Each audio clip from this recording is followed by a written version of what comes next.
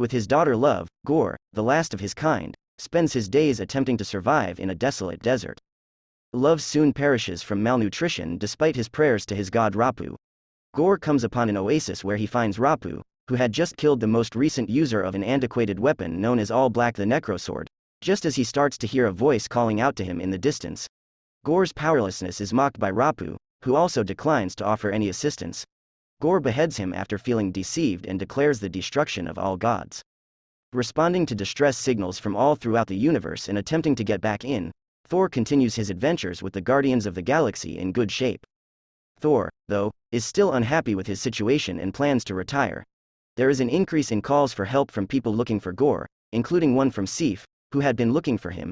In response to Sif's call, Thor and Korg separate from the Guardians and go to attend to the others. Sif, who has had her arm severed and is defeated, appears to them and informs them that Gorr will assault New Asgard next. Dr. Jane Foster is receiving treatment for stage 4 cancer in the meantime. She starts to lose hope after fruitless attempts to find a treatment, but Foster is motivated to go to New Asgard in the hopes that their magic may help conquer cancer. Thor unwittingly casts a protective spell on it to keep Foster safe while they are near one another. Mjolnir is drawn to her, recombining to give her the mighty Thor's abilities. That evening, Gorr inundated New Asgard with shadow creatures with the Necrosword.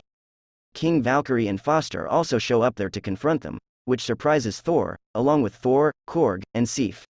The monsters were repelled, but Gorr and the children of Asgard, including Axel, the son of Heimdall, escaped. Thor talks to Axel, and they conclude that the kids are in the Shadow Realm. Thor, Foster, Valkyrie, and Korg go to Omnipotence City to alert Zeus of Gorr and request an army to aid fight him because they know Gorr's strength will be at its greatest there. I'm not sure Gorr is a threat to anyone. Zeus instead captures Thor in Omnipotence City, causing the others to step in and repel Zeus' soldiers. Zeus destroys Korg's body during the altercation. Only his visage is left unharmed, although this is enough for him to survive.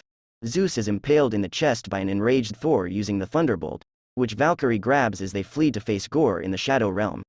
Thor and Foster restart their romance after he hears of Foster's cancer diagnosis while they are traveling. When they arrive, they start looking for the kids but soon discover they've become caught in a trap. Gorr wanted to use Stormbreaker to cross the Bifrost Bridge and enter Eternity, where he would be able to make wishes for the demise of the gods. They confront Gorr and his shadow creatures once more, but when Valkyrie and Foster are worn out, they must flee to New Asgard.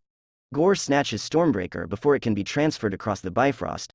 Thor advises Foster to stay behind to recover after learning that Mjolnir's effects are making her cancer worse. Valkyrie is likewise unable to continue the conflict, leaving Thor with the Thunderbolt so that he can resume his conflict with Gorr. With Stormbreaker, Gorr starts to unlock Eternity's gate at the center of the universe. The youngsters are given the strength they need to defeat the remaining shadow demons when Thor appears and bestows them with the power of Thor. Against Thor, Gorr gains the upper hand. Foster decides to use Mjolnir again after sensing his distress, against her objections. Despite your frailty, you decide to fight. Foster has plenty of time thanks to Thor to wield Mjolnir to break the Necrosword into pieces, sealing her and Gorr's fate. The kids use Stormbreaker that Thor has found to get back home, but they are unable to stop Gorr from going into Eternity. Thor rushes to Foster's side and cries out to Gorr, begging him to choose love over death. He decided to utilize his desire to bring love back because of how much it made him think of the love he had for his daughter. Foster passes away from cancer quickly and enters Valhalla. Before Gorr succumbs to the Necrosword's curse, Thor agrees to Gorr's request for him to assume possession of love. Following the incident, a statue depicting Foster as the mighty Thor is built in Asgard New. Korg's body fully regenerates as he tries to have children, and Sif and Valkyrie start teaching the kids how to fight.